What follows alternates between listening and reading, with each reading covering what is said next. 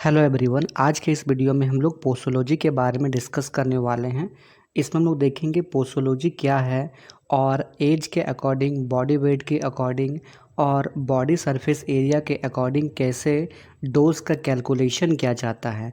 तो सबसे पहले पोसोलॉजी का डेफिनेशन देख लेते हैं। The word posology is derived from the Greek word posos meaning how much and logos meaning science. ये जो वर्ड है पोसोलॉजी वो बेसिकली हमारा दो ग्रीक वर्ड से मिलके बना हुआ है। पहला है पोसोस जिसका मतलब होता है हाउ मच यानी कि कितना, और दूसरा है लोगोस जिसका मतलब होता है साइंस। मतलब पोसोलॉजी क्या है, तो पोसोलॉजी दवाई का कितना डोज देना होता है उसी का साइंस है। जैसे हर एक इंसान का डाइट अलग अलग होता है, वैसे ही हर एक इंसान को जो मेडिसिन का डोज दिया जाता है वो भी अलग अलग होता है। तो पेशेंट को कितना डोज देना है पोसोलॉजी हमें उसके बारे में बताता है।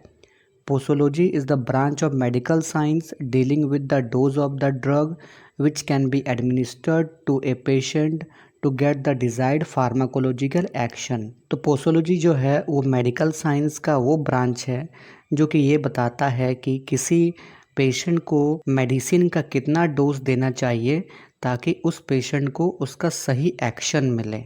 जैसे एग्ज़ाम्पल के लिए एक नॉर्मल अडल्ट पेशेंट को हम लोग बुखार होने पर 500 mg पैरासीटामोल देते हैं, लेकिन हम लोग क्या करें, अगर उसको 100 mg पैरासीटामोल दें तो उसको कम असर मिलेगा। लेकिन वही अगर हम लोग उसको 2000 mg पैरासीटामोल दे दें तो फिर ये उसकी बॉडी के लिए नुकसान है। तो किसी पेशेंट के लिए कितना डोज देना सही रहेगा, यही चीज़ हमें पोसोलॉजी में पढ़ना है। ये तो हो गया पोसोलॉजी का डेफिनेशन। अब हम लोग कुछ ऐसे फैक्टर्स के बारे में डिस्कस करते हैं, कुछ ऐसे कारण को देखते हैं जो कि किसी पेशेंट के लिए डोज को बढ़ा सकता है या फिर घटा सकता है। जैसे कि लिखा हुआ factor that influences the dose of a drug, मतलब ये कौन कौन से कारक है, वे कौन कौन से फैक्टर्स है जो किसी मेडिसिन के डोज को प्रभावित करता है। यानी किसी पेशेंट को मेडिसिन का कितना डोज देना है ये कई बातों के ऊपर डिपेंड करता है। उन्हीं बातों को factor influencing the dose of a drug कहते हैं। वो फैक्टर है जैसे कि एज हो गया, gender, body weight, route of administration, time of administration, environmental condition, physiological state, pathological state, drug interaction और जेनेटिक डिजीज़। ये टोटल हमारे 10 फैक्टर्स है जो कि किसी भी ड्रग के डोज को बढ़ा सकता है या फिर घटा सकता है। एक एक करके हम लोग 10 फैक्टर को डिटेल में डिस्कस करेंगे। सबसे पहले डिस्कस करता है जो सबसे पहला फैक्टर है एज। एज का बात करें तो बेसिकली जो ह्यूमंस है इनको हम लोग एज के हिसाब से 3 कैटेगरी में बांट सकते हैं। सबसे पहले जो बच्चा हो गया वो, उसके बाद दूसरा अडल्ट जो जवान हो गए वो, और तीसरा जो बुजुर्ग लोग हो गए वो। तीनों जो है, तीनों का बॉडी का स्टेटस अलग अलग रहता है, तो तीनों को हम लोग एक समान डोज नहीं दे सकते। ऐसा क्यों है तो उसको देख लेते हैं। In children the enzyme system in the liver and the renal excretion is less developed, so all dose should be less than that of an adult. जो बच्चा में क्या होता है, जो लीवर होता है और जो एंजाइम सिस्टम होता है वो उतने अच्छे तरीके से डेवलप्ड नहीं हुए रहते हैं, जिसके वजह से क्या है कि उनको हमें अडल्ट के कंपैरिजन में कम डोज देना पड़ता है। क्योंकि एंजाइम क्या करता है, ड्रग मेटाबॉलिज्म में हेल्प करता है। अगर एंजाइम अच्छे तरीके से डेवलप्ड हुआ नहीं रहेगा तो ड्रग का अच्छे तरीके से मेटाबॉलिज्म नहीं होगा। वही रेनल एक्सक्रीशन यानी कि जो ज़्यादातर हमारे मेडिसिन है वो किडनी के थ्रू बाहर निकलते हैं हमारे बॉडी से, तो उनका क्या है, रीनल एक्सक्रीशन भी अच्छे तरीके से डेवलप्ड हुआ नहीं रहता है, तो इसीलिए उन्हें कम डोज देना पड़ता है। इन elderly patient the renal function decline, metabolism rate in liver is also decreases, drug absorption from the intestine also becomes slower, so in elderly patients the dose is low। इसके साथ जो एल्डरली मतलब जो बुजुर्ग patients होता है उनका जो रेनल फंक्शन होता है, किडनी जो होता है वो बहुत ही कम काम करने लगता है। साथ ही साथ जो लीवर का मेटाबॉलिज्म रेट है वो भी कम हो जाता है। इंटेस्टाइन में जो ड्रग एब्जॉर्प्शन होता है वो भी कम हो जाता है। तो इसीलिए बच्चों के साथ साथ जो एल्डरली पेशेंट्स, जो बुजुर्ग पेशेंट्स होते हैं उनका भी डोज कम रहता है। ये तो हो गया पहला फैक्टर एज। नेक्स्ट बात करते हैं दूसरे फैक्टर के बारे में। दूसरा जो फैक्टर है वो है gender. Special care should be taken while administering any drug to a women during pregnancy and lactation. जब भी हम लोग किसी ऐसे वुमेन को ड्रग प्रिस्क्राइब कर रहे हैं या फिर ड्रग दे रहे हैं जो कि जिनका कि प्रेगनेंसी पीरियड में है या फिर जो लैक्टेशन मतलब जो दूध पिलाती है बच्चों को, तो उनको हमें बहुत ही सावधानी से मेडिसिन देना होता है। जैसे कि anti malarial and ergot alkaloid should not be taken during pregnancy to avoid deformation of fetus. ऐसा जैसे कि जो एंटी मलेरियल ड्रग्स होते हैं और जो एर्गट अल्कालॉइड्स ड्रग होते हैं वो किसी भी वुमेन को प्रेगनेंसी के दौरान नहीं देना चाहिए। ऐसा क्यों है? क्योंकि ये सब मेडिसिन देने से जो फीटस होता है, जो बेबी पेट के अंदर है, जो जिनका बर्थ नहीं हुआ है उसको लोग फीटस बोलते हैं, तो उसमें डिफॉर्मेशन हो सकता है, मतलब उसका जो साइज शेप है वो बिगड़ सकता है। इसके अलावा antihistaminic and sedative drugs are not taken during breast feeding because this drugs are secreted in the milk and the child में कंज्यूम इट। इसके साथ साथ जो एंटीहिस्टामिनिक मेडिसिन होते हैं और जो सिडेटिव ड्रग्स होते हैं जो कि नींद लाता है, उनको ब्रेस्ट फीडिंग के दौरान नहीं देना चाहिए। ऐसा इसीलिए क्योंकि अगर उन लेडीज़ को हम लोग ऐसा मेडिसिन दे देंगे तो क्या होगा, वो फिर मिल्क में सिक्रेट हो जाएंगे और वो फिर मिल्क के थ्रू बच्चा उसको कंज्यूम कर सकता है और फिर उसका इफ़ेक्ट हमें उस छोटे बच्चे के ऊपर भी देखने को मिलेगा। तो प्रेगनेंसी के दौरान और लैक्टेशन के दौरान कोई भी मेडिसिन देना है तो हमें बहुत ही सावधानी से देना होता है। ये तो हो गया दूसरा फैक्टर जेंडर। नेक्स्ट बात करते हैं तीसरे फैक्टर के बारे में। तीसरा जो फैक्टर है वो है body weight. It influences the concentration of drug in the body. The average adult dose is calculated for a person with 70 kg body weight. Body weight जो है वो भी ड्रग के कंसंट्रेशन को, मतलब ड्रग कितना अमाउंट में देना है उसको भी इन्फ्लुएंस मतलब घटा बढ़ा सकता है। जैसे अगर कोई पेशेंट बहुत ज़्यादा मोटा है तो उसको हमें कुछ और डोज देना पड़ेगा, अगर कोई पेशेंट बहुत ज़्यादा पतला है तो उसको फिर हमें डोज कम करके देना होता है। जैसे अगर कोई नॉर्मल अडल्ट पर्सन है तो उसके लिए अगर हमें डोज का कैलकुलेशन करना है तो उसका हम लोग बॉडी वेट 70 kg पकड़ते हैं। उसके बाद जैसे कि अभी बताएं, फॉर एक्सेप्शनली फैट और lean patient the dose may be calculated according to their body weight. अगर नॉर्मल पर्सन है तो उसके लिए तो हम लोग 70 kg बॉडी वेट के हिसाब से डोज का कैलकुलेशन कर देंगे।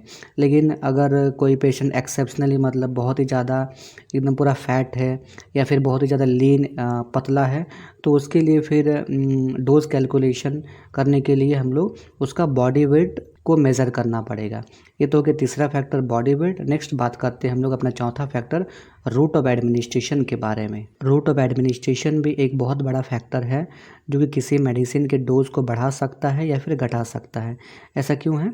In case of intravenous route the total drugs reaches the systemic circulation, hence the dose is less in IV route than through oral route or any other route। हमारा main target जो है किसी भी medicine का main target वो हमें blood तक पहुंचाना होता है, क्योंकि ब्लड तक पहुंचेगा तभी वो अपना एक्शन दिखा पाएगा। आईवी रूट में क्या होता है, इंट्रावेनस रूट में क्या होता है, जो भी मेडिसिन से उसको हम लोग डायरेक्टली वेन में देते हैं। वेन से वो डायरेक्ट हमारा ब्लड में चल जाता है, मतलब सिस्टमिक सर्कुलेशन में पहुंच जाता है और बहुत ही ज़्यादा जल्दी एक्शन दिखाता है। लेकिन वही क्या है कि अगर किसी भी मेडिसिन को हम लोग ओरल रूट से यानी कि माउथ के थ्रू या फिर और भी कई अदर रूट से दें तो क्या होगा, वो जैसे माउथ से दिए तो माउथ से होते हुए पूरा हमारे इंटेस्टाइन में जाएगा, वो जाके डिज़ोल्व होगा, वहाँ उसका बहुत सारा प्रोसेस होगा, फिर जाके वो ब्लड में जाएगा। तो ऐसे में काफ़ी टाइम भी लगता है और ड्रग हम लोग जितना एडमिनिस्टर करते हैं वो उतना ब्लड तक पहुँच भी नहीं पाता है। तो इसीलिए ओरल रूट से अगर कोई मेडिसिन देते हैं तो वो हमें थोड़ा डोज बढ़ा करके देना पड़ता है। लेकिन अगर वही मेडिसिन हम लोग आईवी रूट से देंगे तो कम डोज में भी काम चल जाएगा और जल्दी एक्शन देखने को मिलेगा। तो ये तो हो गया चौथा factor route of administration. Next बात करते हैं हम अपने पांचवें फैक्टर के बारे में, जो है time of administration. Time of administration means when you take the medicine before food और आफ्टर फूड।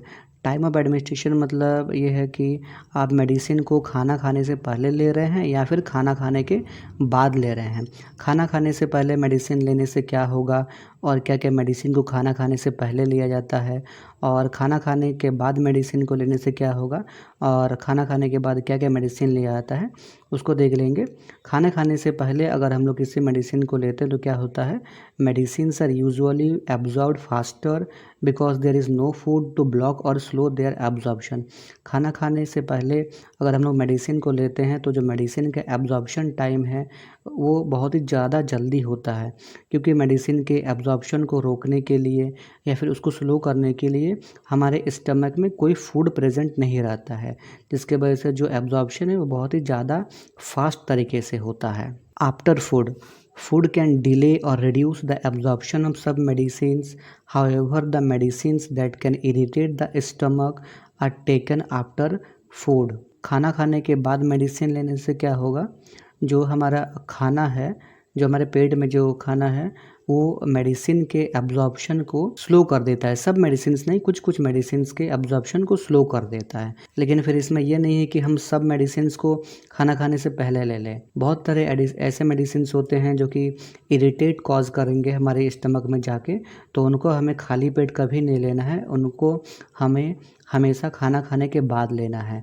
जैसे खाना खाने से पहले हम लोग मेडिसिन्स लेते हैं, वो हो गया पेंटाप्राजोल, ओमिप्राजोल, और खाना खाने के बाद जो मेडिसिन्स होता है वो हमारा हो गया आइबुप्रोफेन, डाइक्लोफेनेक। ये बेसिकली पेन किलर है, जिसको अगर खाली पेट लेंगे तो इरिटेशन कॉज होगा, इसीलिए इसको हम लोग खाना खाने के बाद लेते हैं।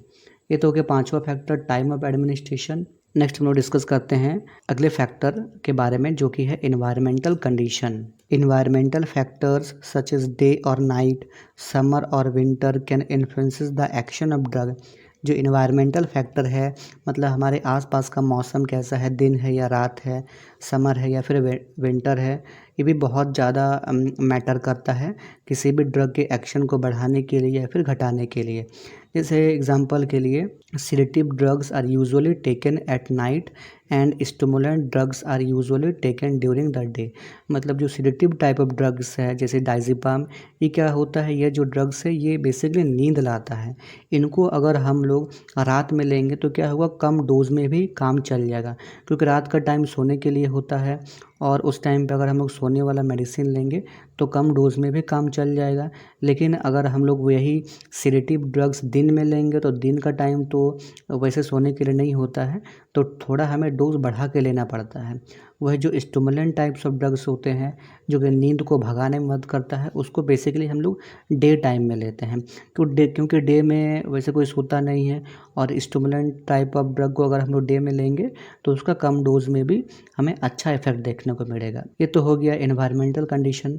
नेक्स्ट हम लोग बात करते हैं अपने नेक्स्ट फैक्टर के बारे में, जो कि है physiological and psychological state. The physiological और psychological state means the mental condition और emotional state of a person. Physiological और साइकोलॉजिकल स्टेट मतलब जो पेशेंट है, जो पर्सन है, उसका मेंटल कंडीशन क्या है या फिर इमोशनली वो कैसा है।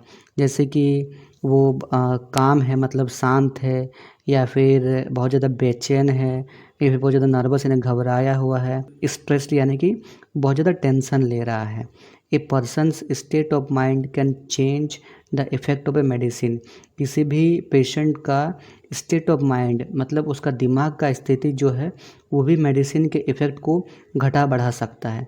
जैसे एग्जांपल के लिए, nervous patient need more anaesthetic. A patient who is very nervous before surgery need a higher dose of general anaesthesia to become unconscious.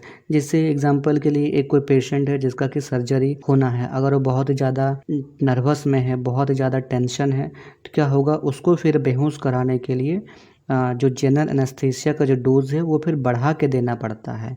तो ये तो हो गया मेंटल कंडीशन, मतलब मेंटल कंडीशन की वजह से डोज बढ़ भी सकता है और घट भी सकता है। नेक्स्ट हम लोग बात करते हैं अपने अगले फैक्टर के बारे में, जो कि पैथोलॉजिकल स्टेट। पैथोलॉजिकल स्टेट मतलब होता है कि बॉडी के अंदर डिजीज़ है कि नहीं है। The presence of A disease can affect the action and dose of drugs. किसी भी पेशेंट के अंदर अगर पहले से ही कोई डिजीज़ है तो वो ड्रग के एक्शन को और ड्रग के डोज को भी इफ़ेक्ट कर सकता है। जैसे अगर किन्हीं पेशेंट्स का स्टमक में किसी भी तरीके का डिजीज़ है तो फिर क्या होगा, जो हमारा ड्रग का एब्जॉर्प्शन है वो फिर कम हो जाएगा। अगर किसी को लिवर रिलेटेड कोई भी डिजीज़ है तो ड्रग का जो मेटाबॉलिज्म है वो कम हो जाएगा। अगर किसी को किडनी रिलेटेड कोई डिजीज़ है तो ड्रग का जो एक्सक्रीशन है, मतलब जो ड्रग हमारे बॉडी से बाहर निकलता है, वो भी कम हो जाएगा, क्योंकि एब्जॉर्प्शन जो है स्टमक में होता है, मेटाबॉलिज्म लिवर के थ्रू होता है और ज़्यादातर मेडिसिन्स का एक्सक्रीशन किडनी के थ्रू होता है। तीनों में किसी भी तरीके का डिजीज़ होगा तो फिर ड्रग का एब्जॉर्प्शन, मेटाबॉलिज्म, एक्सक्रीशन में भी इफ़ेक्ट पड़ेगा। ये तो हो गया पैथोलॉजिकल स्टेट। नेक्स्ट बात करते हैं हम अपने अगले फैक्टर के बारे में, जो कि है ड्रग इंटरेक्शन। ड्रग इंटरेक्शन मतलब क्या होता है? ये ड्रग इंटरेक्शन मतलब जब हम लोग 2 या 2 से ज़्यादा ड्रग को एक साथ ले लेंगे तो उसका इफ़ेक्ट हमें बढ़ करके दिख सकता है या फिर घट करके दिख सकता है, या फिर कोई भी फ़र्क नहीं दिखता है, मतलब जैसा नॉर्मल एक्शन है वैसे दिखेंगे। अगर उसका एक्शन बढ़ जाता है तो उसको हम लोग सिनर्जिज्म कहेंगे, अगर उसका एक्शन घट जाता है तो उसको एंटागोनिज्म कहेंगे, अगर उसका एक्शन सेम रहता है तो उसको एडिशन कहेंगे या फिर एडिटिव इफेक्ट कहेंगे। जैसे 3 पॉइंट है, पहला है एडिशन, उसके बाद सिनर्जिज्म, उसके बाद है एंटागोनिज्म। एडिटिव और या फिर इसमें क्या है, 2 ड्रग को हम लोग अगर साथ में लेंगे तो सेम ही इफेक्ट दिखाएगा, जैसे 1 + 1 = 2। उसके बाद दूसरा है सिनर्जिज्म, सुपर इफेक्ट के नाम से भी, जिसको कि हम लोग सुपर इफेक्ट के नाम से भी जानते हैं। इसमें क्या होगा कि एक ड्रग दूसरे ड्रग के एक्शन को बढ़ा देगा। जैसे एग्जांपल के लिए सल्फामेथाक्सोल और ट्राइमेथोप्रीम, इन 2 ड्रग को अगर हम लोग साथ में लेते हैं तो ये एक दूसरे के एक्शन को बढ़ा देगा। जैसे 1 + 1 2 होना चाहिए, लेकिन दोनों को साथ ले रहे हैं तो फिर 1 + 1 3 हो जाएगा, मतलब दोनों का एक्शन फिर बढ़ जाएगा। तीसरा है एंटागोनिज्म। सिनर्जिज्म में एक्शन बढ़ रहा था, एंटागोनिज्म में एक्शन घट जाएगा। जैसे एग्जांपल के लिए हिस्टामिन और एड्रेनालिन, इन दोनों को एक साथ लेंगे तो दोनों एक दूसरे के साथ रिएक्शन करके एक दूसरे के एक्शन घटा देगा। जैसे 1 + 1 नॉर्मल तो 2 होना चाहिए, सिनर्जिज्म में 3 हुआ था और एंटागोनिज्म में 1 से भी कम हो जाएगा। तो ये तो हो गया ड्रग इंटरेक्शन। नेक्स्ट हम लोग बात करते हैं अगले फैक्टर के बारे में, जो कि है genetic disease. In patient with genetic disease some drugs are contraindicated. बहुत सारे ऐसे पेशेंट्स होता है जिनको कि जेनेटिक डिजीज़ होता है, मतलब वो पहले उनके ग्रैंड पेरेंट्स में थे, फिर उनके पेरेंट्स में आए थे, फिर अभी उनको हो गए हैं। तो उन पेशेंट्स को भी कुछ कुछ ड्रग्स जो है कॉन्ट्रा इंडिकेटेड होता है, मतलब कुछ कुछ मेडिसिन हम लोग नहीं दे सकते हैं। जैसे एग्जांपल के लिए patients lacking glucose 6 phosphate dehydrogenase enzyme should not be given primaquine because it causes haemolysis. जैसे वैसे पेशेंट जिसको कि जिसके बॉडी में ग्लूकोज 6 फॉस्फेट डिहाइड्रोजिनेस एंजाइम का कमी होता है तो उनको हमें प्रीमाक्विन जो कि मलेरिया का एक ड्रग है वो नहीं दे सकते। ऐसा क्यों है कि ऐसा इसीलिए क्योंकि अगर हम लोग उसको प्रीमाक्विन दे देंगे तो फिर हेमोलाइसिस हो सकता है। तो हो गया टोटल हमारा 10 फैक्टर्स जो कि किसी भी मेडिसिन के, किसी भी ड्रग के डोज को बढ़ा सकता है या फिर घटा सकता है। आई होप आपको पूरा क्लियर समझ में आ गया होगा। अगर आपको इससे रिलेटेड किसी भी तरीके का डाउट है तो आप नीचे कमेंट कर सकते हैं। ये तो हो गया हमारा factors affecting dose of a drug. Next हम लोग देख लेते हैं कि चिल्ड्रन में एज के अकॉर्डिंग, बॉडी वेट के अकॉर्डिंग और बॉडी सरफेस एरिया के अकॉर्डिंग कैसे डोज का कैलकुलेशन किया जाता है। Dose calculation is an important part of posology. Drug calculation जो है वो पोसोलॉजी का बहुत ही ज़्यादा इम्पॉर्टेंट पार्ट है। ऐसा नहीं है कि सब तरीके के एज वाले पेशेंट को हम लोग एक ही मेडिसिन दे दें। Drug doses can be calculated according to age, body weight and body surface area. किसी भी ड्रग का डोज जो है वो हमें एज के अकॉर्डिंग, बॉडी वेट के अकॉर्डिंग और बॉडी सरफेस एरिया के अकॉर्डिंग कैलकुलेट करना है। कैसे कैलकुलेट किया जाता है उसको डिस्कस करेंगे। पहला जो है dose calculation according to age, मतलब एज के अकॉर्डिंग कैसे डोज का कैलकुलेशन करेंगे। तो इसमें हमारा 3 फार्मूला दिया हुआ है। पहला है यंग्स फार्मूला, दूसरा है डेलिंग्स फार्मूला और तीसरा है फ्राइड्स फार्मूला। तीनों फार्मूला का यूज़ करके हम लोग किसी भी बच्चे के लिए डोज का कैलकुलेशन कर सकते हैं। पहला जो फार्मूला है यंग्स फार्मूला, ये बेसिकली हम लोग 1 से 12 साल के बच्चों के लिए यूज़ करते हैं। इसका जो फार्मूला है वो है age in years by age + 12 into adult dose. इसमें हमारा दिया हुआ है जैसे अडल्ट डोज हमारा स्टैंडर्ड रहता है 300 mg दिया हुआ है और चाइल्ड का जो एज है वो हमारा सिंपल 6 दिया हुआ है। तो इसको फार्मूला में पुट करके देखेंगे तो बनेगा 6 बाई 6 + 12 × 300, फिर ये बनेगा 6/18 × 300। तो इसको अगर हम लोग निकालेंगे तो बनेगा हमारा 100 mg। मतलब अगर बच्चा अगर 6 साल का है और हमारा अडल्ट डोज 300 mg है तो उस बच्चे को हमें 100 mg वो मेडिसिन देना है। तो इस तरीके से आप 8 वाले और 10 वाले बच्चे का भी कैलकुलेट कर सकते हैं। ये तो गया यंग्स फार्मूला। यंग्स के बाद आता है डेलिंग्स फार्मूला। डेलिंग्स फार्मूला बेसिकली हम लोग 4 से 20 साल के बच्चे के लिए यूज़ करते हैं। ये जो है ये फार्मूला है age in years by 20 × adult dose. और डेलिंग्स के बाद आता है फ्राइड्स फार्मूला। ये जो है ये बेसिकली हमारे इन्फेंट्स के लिए होते हैं। इन्फेंट्स मतलब वैसे बच्चे जिनका एज 1 साल से कम होता है तो उनके लिए ये फार्मूला यूज़ करते हैं। इनका जो फार्मूला है वो एज को बेसिकली इसमें हम लोग मंथ में लिखते थे। यंग्स और डीलिंग्स में हम लोग एज को ईयर में लिखते थे। इसमें मंथ में लिखेंगे बाई 150 150 × अडल्ट डोज। तो 3 फार्मूला हो गया। इन 3 फार्मूला का यूज़ करके हम लोग एज के अकॉर्डिंग किसी भी बच्चे को डोज दे सकते हैं। नेक्स्ट है हमारा dose calculation according to body weight. मतलब बॉडी वेट के अकॉर्डिंग हम लोग कैसे डोज का कैलकुलेशन करेंगे। इसमें हमारा है क्लार्क्स फार्मूला। इसमें 2 दिया हुआ है। पहला weight in pound by 150 × adult dose, दूसरा है weight in KG by 68.2 × adult dose. Weight के बाद आता है सरफेस एरिया। तो इसमें फार्मूला दिया हुआ है body surface area meter square में बाई 1.7 × अडल्ट डोज। तो ये तो हो गया हमारा कुछ फार्मूला जिसका यूज़ करके हम लोग डोज कैलकुलेशन कर सकते हैं।